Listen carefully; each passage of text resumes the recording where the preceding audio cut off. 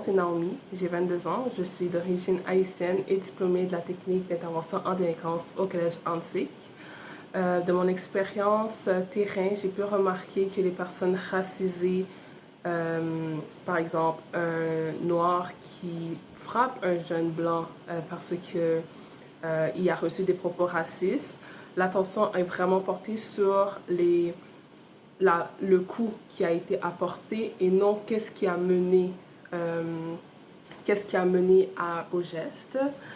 Puis j'ai aussi remarqué que les interventions étaient souvent portées sur la toxicomanie, la sexualité, la violence, l'intimidation, mais jamais sur le racisme. Puis c'est quelque chose qui m'a vraiment marqué, puis que quand j'essayais d'évoquer, c'est quelque chose qui a été refusé. Voilà. Je m'appelle Patricia Rattel, je suis aide pédagogique individuelle au Collège Onsic depuis une douzaine d'années. Puis je me suis joint au comité Onsic en couleur ce printemps. À chaque lundi, j'ai la chance de côtoyer des étudiants super engagés, mobilisés. Quand j'ai écouté les capsules des étudiants, ça m'a beaucoup touchée. Comme aide pédagogique, comme être humain, j'essaie d'avoir une attitude d'ouverture, toujours envers l'autre. Je considère que chaque étudiant est unique, puis que c'est important de l'écouter activement pour pouvoir bien comprendre sa situation, discerner ses besoins. En écoutant les capsules, je me suis aussi dit qu'elles étaient super importantes parce que ce qui est partagé par les étudiants, c'est pas des choses qui se passent à une autre époque ou dans un autre pays, là. Ça se passe ici, maintenant, au Québec. C'est des étudiants de notre collège. Pour toutes ces raisons-là, je pense que c'est important de prendre le temps de bien écouter les étudiants, puis d'entendre ce qu'ils ont à dire.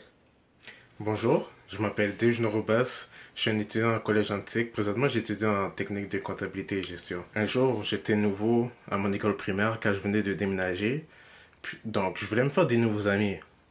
Puis, à un moment donné, j'avais rencontré un Québécois de souche, un jeune comme moi. Je voulais m'amuser avec lui. Donc, tu sais, je lui ai proposé d'être ami avec moi. Puis, il m'avait dit que il faisait pas d'amis avec des noirs. Donc, moi, je l'ai comme senti comme un sentiment de rejet à cause que j'étais noir. J'ai vraiment pas aimé cette émotion-là. J'aurais vraiment aimé qu'il m'accepte en tant qu'humain, genre, pas en tant que je suis noir. J'aurais vraiment aimé qu'on puisse vraiment partager une culture. Je m'appelle Lauralie Gagnon, j'ai 17 ans et je suis élève en gestion de commerce au collège UNC. J'étais à l'école secondaire l'an passé, puis je sors de mon cours et là, je vois que j'ai un post-it collé à mon dos. Il est écrit « mangeuse de chiens ». Donc oui, c'est sûr que je me suis sentie visée, attaquée. Je me suis sentie blessée, ça m'a beaucoup affectée pendant longtemps. Puis j'aimerais que les gens qui l'ont fait réalisent l'ampleur de leurs actes. J'aimerais que les gens soient davantage éduqués sur le racisme et la discrimination, qu'on en parle plus dans les écoles. Je m'appelle Julie Gauthier, j'ai 48 ans et je suis enseignante en anthropologie au département de sciences sociales. Dans le projet Raconte-moi, on nous invite à raconter ce qu'on a vécu en lien avec le racisme. Moi, je vais choisir de raconter ce que j'ai pas vécu en lien avec le racisme parce que je n'ai jamais vécu de racisme. Je n'ai jamais été suivie par une voiture de police pour un contrôle de routine. On m'a jamais parlé de la texture de mes cheveux. On m'a jamais reproché mon accent. J'ai toujours eu accès à tout ce que je souhaitais. On m'a toujours fait sentir que je faisais partie d'une société inclusive et que j'avais du pouvoir dans cette société-là. Et pourtant, dans mes cours d'anthropologie, je l'enseigne, le racisme. J'enseigne même la différence entre toutes sortes de concepts, ethnocentrisme, racisme, xénophobie, discrimination, stéréotypes, préjugés. Et pourtant, quand je le fais de façon très théorique. Je ne sais pas ce que ça fait. Et les étudiants que j'ai devant moi, plusieurs d'entre eux le savent, eux, ce que ça fait. Et je pense que comme enseignant, la première étape, c'est de nommer ça. Peu importe la matière qu'on enseigne, mais surtout quand on enseigne des notions relatives à la communication interculturelle ou au fameux vivre ensemble, c'est important de reconnaître qu'on n'a pas le même statut que les étudiants dans le ressenti du racisme. Donc, on peut savoir ce que c'est, on peut comprendre avec sa tête, mais on doit être ouvert et sensible à ce que nos étudiants choisissent de nous partager et reconnaître la valeur de ce qu'ils nous partagent et de l'intégrer dans nos cours et d'être humble dans notre façon de parler du racisme quand on est blanc, parce que même si on sait ce que c'est, on ne sait pas ce que ça fait. Salut, je m'appelle Kalana, j'étudie au Collège Antique en technique juridique. Je suis ici pour raconter un récit qui m'arrive quand même assez souvent, mais que celui-là m'a marqué grandement. J'étais au cégep avec mes collègues de couleur noire, on était en classe, on faisait un travail d'équipe, puis la professeure est venue nous avertir qu'on faisait trop de bruit, on riait trop fort et que ce n'était pas une pause café. Lorsque les rôles se sont inversés, puis mes collègues de couleur blanche ont fait du bruit, prenaient une pause café et riaient très fort, elle les a joints et a commencé à rire avec eux. Elle ne les a pas avertis, je me suis sentie insultée, non respectée. C'était injuste aussi. Je trouve pas que ma couleur de peau devrait changer quelque chose ou un fonctionnement dans la classe ou dans la société. Donc la prochaine fois, si on a un message à dire, on l'envoie à tout le monde et pas à un groupe particulier. Je m'appelle Jordi, j'ai 17 ans et j'étudie en tremplin tech. L'événement que j'ai vécu, c'était en secondaire 3, au dernier examen.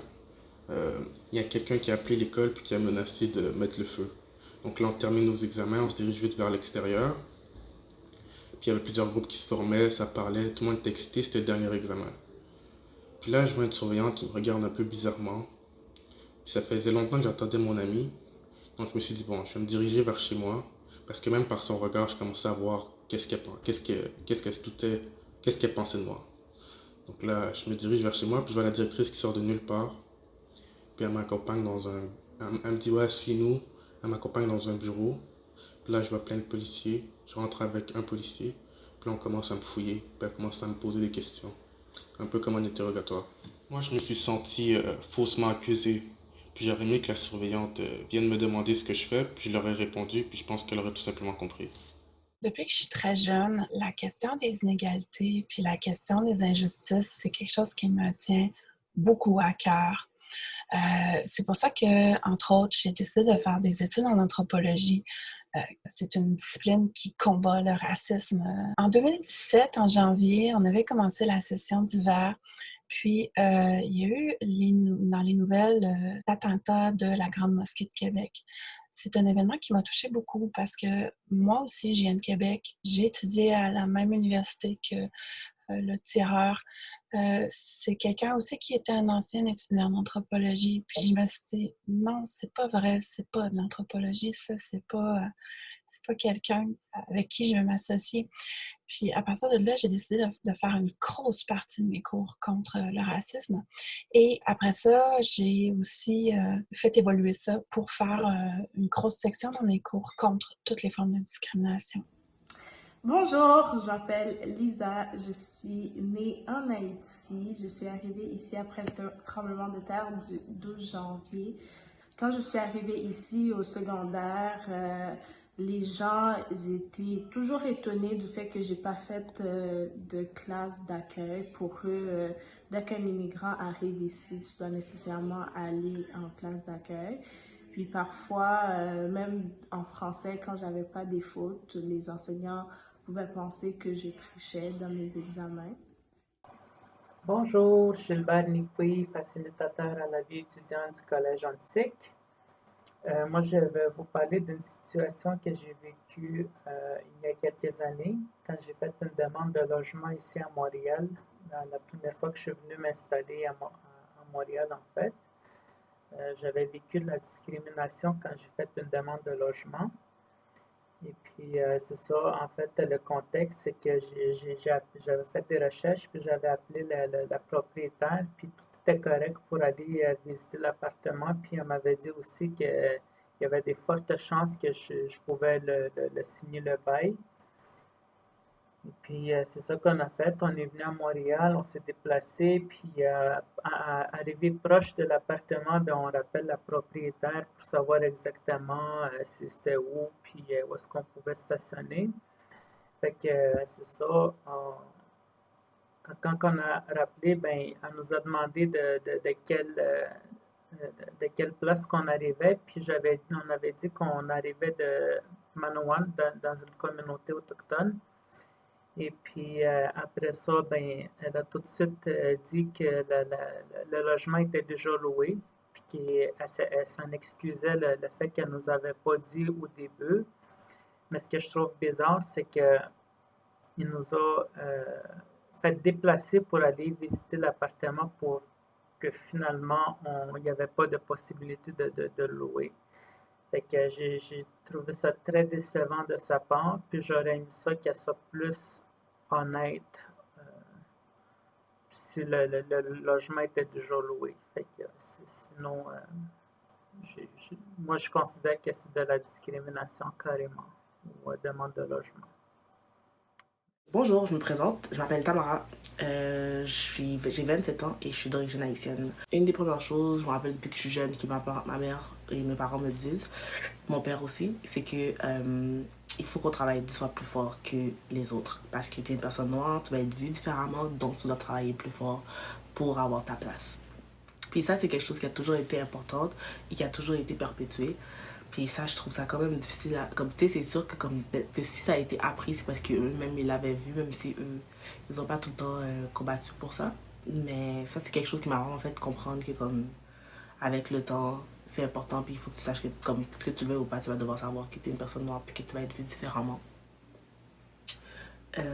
Ça aussi, c'est quelque chose d'autre, c'est que tu peux jamais oublier que tu es une personne noire. J'ai vécu des choses qui m'ont toujours rappelé que j'étais une personne noire et que je devais pas l'oublier. Puis à un moment donné, j'ai dû me former une carapace puis me dire, Tammy, quand tu sors le matin, faut pas que tu oublies que tu es une personne noire. Il y a des choses qui vont être dites, il y a des choses qui vont être faites que oui, comme tu vas devoir vivre différemment, que ce que tu le veux ou pas, puis c'est comme ça que ça va être. Donc, ça c'est cela. Puis tu sais, on s'entend que comme le fait que les différentes cultures sont anti-noires, et permettre justement le fait que comme les personnes noires sont vues de façon inférieure puis vont vivre des expériences difficiles, puis ça c'est quelque chose que je trouve vraiment difficile à vivre. Puis en plus de ça, c'est qu'en tant que personne noire, t'es comme jamais un individu, tu représentes une collectivité, tu représentes toute une communauté. Chaque fois que tu fais quelque chose, c'est par rapport tu fais quelque chose par rapport à toute ta communauté. Admettons, si tu vas dans un travail puis que tu travailles pas bien, ben là tu viens de briser la chance pour la prochaine noire parce qu'ils vont dire à un moment donné on avait engagé une noire puis ça allait pas bien, donc on en engagera plus une. Donc c'est ça, c'est qu'on n'a jamais la chance justement de pouvoir se permettre d'être une personne à part entière. On n'est jamais une personne, on est toujours parmi une collectivité. Je peux pas avoir ma personnalité, je peux pas avoir mes propres idées, je peux pas avoir ma propre personne, mes propres envies. C'est tout le temps, si t'as envie de faire ça, Tammy, oublie pas que comme ça peut pas être mal paru pour la communauté noire. Si Tammy, t'as envie de faire ça, oublie pas que comme ça se peut que tu brises la chance pour une personne noire. Oublie pas, Tammy, que si toi tu réagis comme ça, ben là, tu vas paraître pour un stéréotype de la communauté. Puis ça, c'est vraiment difficile, puis c'est ça qui est wack. Donc, c'est ça. En tant qu'allié, ça me dérange quand même beaucoup de savoir qu'au Québec, le racisme systémique est encore présent. On aura beau dire qu'il n'y en a pas, on aura beau trouver tous les moyens de contourner la chose, mais on peut pas le nier, il y en a encore. Ça fait des années qu'il y en a. On pourra pas changer ça comme ça en claquant des doigts.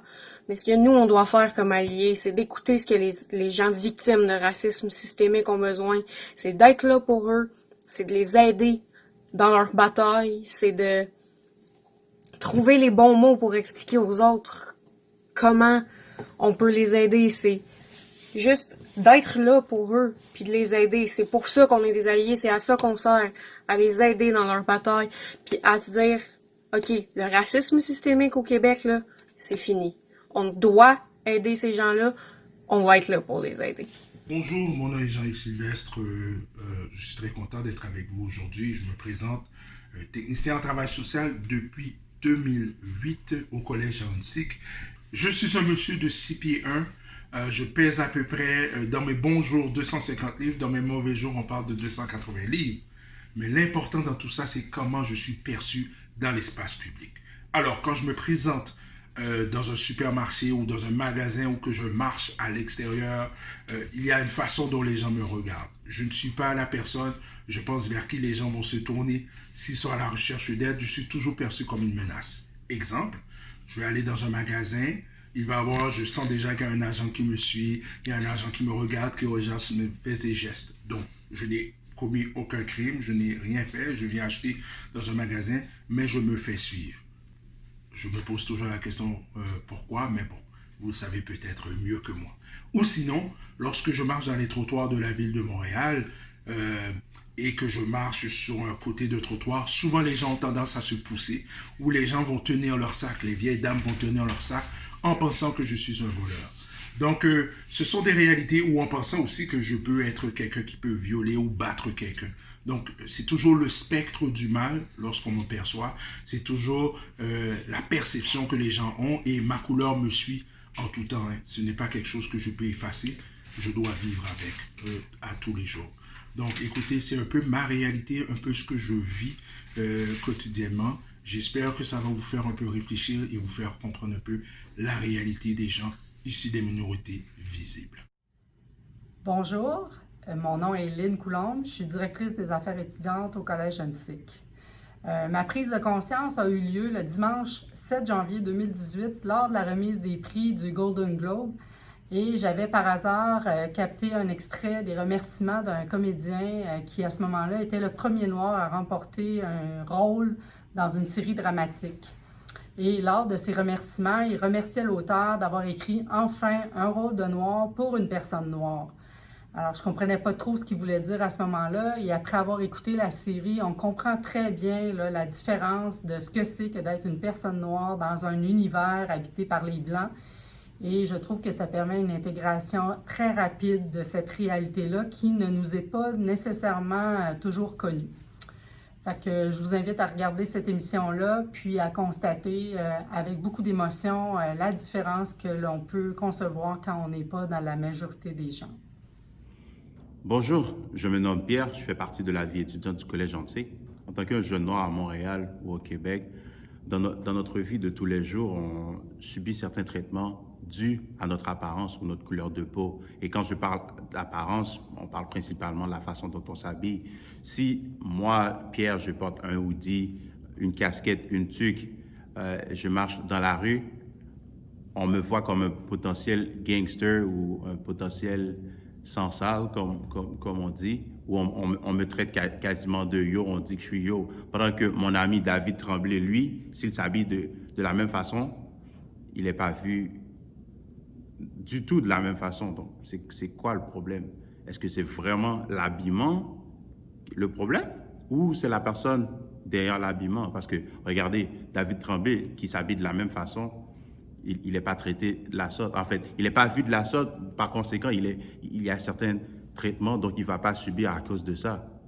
Pourtant, moi, un jeune noir ou n'importe quel autre jeune noir, on risque de subir certains traitements à cause de ça. C'est triste, hein? Oh, mais Pierre, vous voyez le racisme et la discrimination dans tout.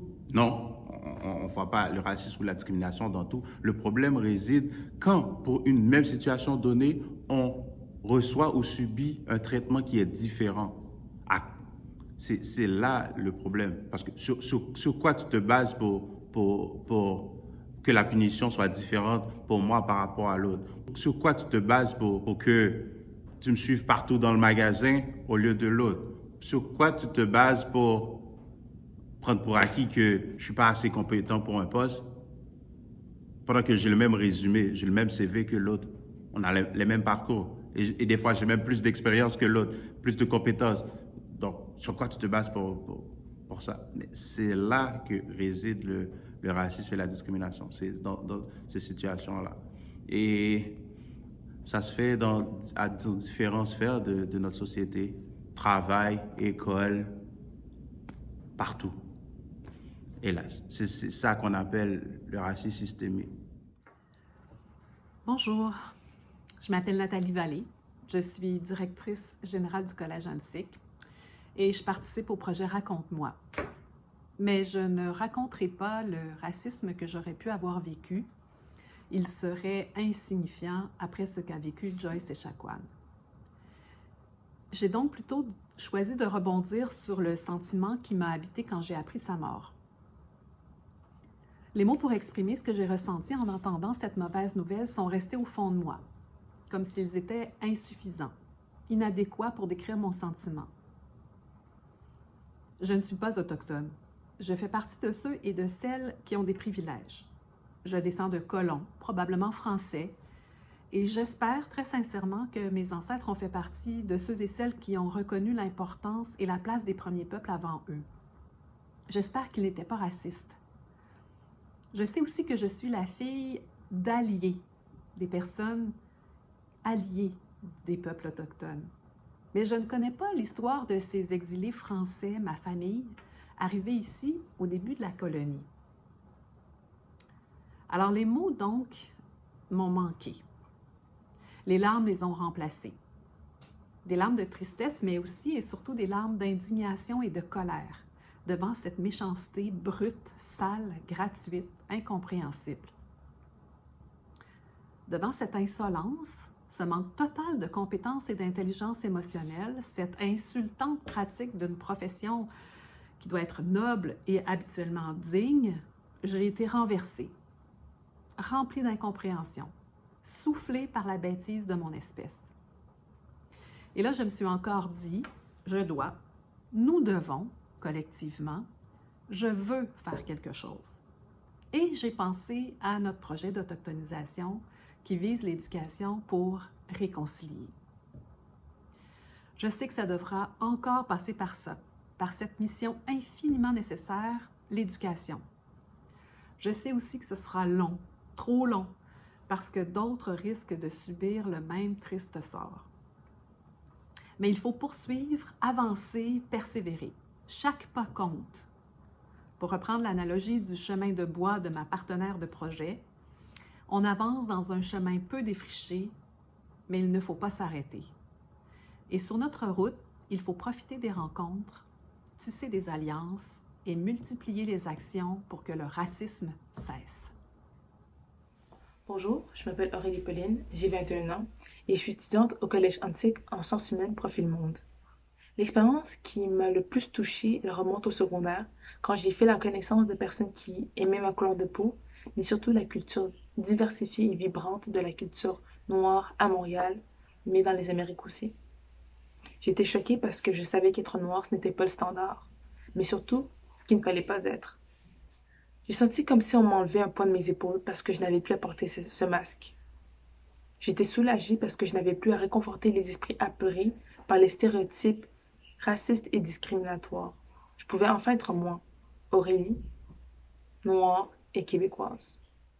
Pour moi, la solution, ce serait que les Québécois de souche s'identifient à des gens noirs, des gens qui partagent les mêmes valeurs qu'eux ou les mêmes idéaux. Parce que si on s'identifie à quelque chose, on n'a pas envie qu'il se fasse bafouer, dénigrer, minimiser. Parce que ça fait partie de nous, ça fait partie des choses auxquelles on se perçoit là-dedans.